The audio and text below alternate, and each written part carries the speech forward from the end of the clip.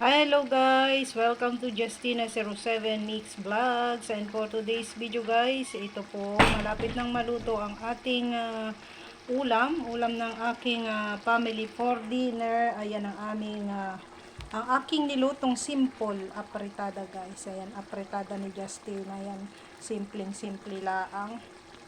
Ayan, malambot na ang ano nito guys. Hindi ko i-overcook ang patatas niya at ang kanyang carrots. At ang carrots naman guys ay pwedeng kainin ng hilaw. Pati ang kanyang bell pepper ay pwede rin naman kainin ng hilaw. Yung aking pagkatimpla dito guys ay tamang-tama lang ang alat. Hindi maalat, hindi naman nakakatabang. And wala ito guys, paminta. Yan po yung ricado na hindi natin nilagay sa kanya is paminta kasi allergy sa paminta ang aking nanay, kaya hindi tayo dito naglalagay ng paminta sa mga lutuin niluluto natin dito sa kanilang bahay. O ayan, yum nito guys, yum. Ayan, sa ating mga subscribers, viewers, silent viewers, sharers and likers, their members and super chatters, thank you so much. And to our gift senders, thank you so much sa ating Merlet OFW vlog and Elia Martinez. Ayan, thank you so much. And of course, sa ating mga silent solid supporters, thank you very much. Kung bago ka pa lang sa aking channel, baka naman. Ayan, subscribe to my channel and then click the bell button, select all para lagi kang updated sa mga susunod ko pang simple video cooking upload. Ayan, thank you so much. Ayan, hayaan lang natin kumulo-kulo pa siya ng bahagya hanggang sa umunti ng bahagya ang kanyang sauce, yung sapat lamang.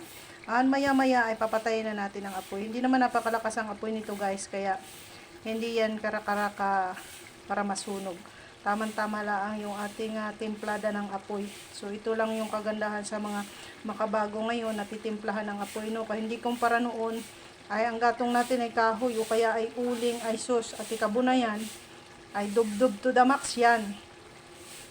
So, ayan, shouty sa aking bunsuhan Marichan TV, sa aking mentor Melody Aban, madam, shout out. Of course, sa aking friend Jersian TV, shout out. And sa aking generous super chatter Mommy and Aiden's channel, shout out.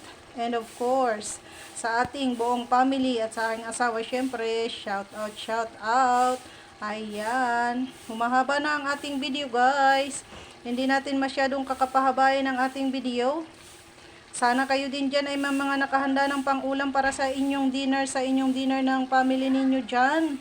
And ako dito guys ay ito na prepared na.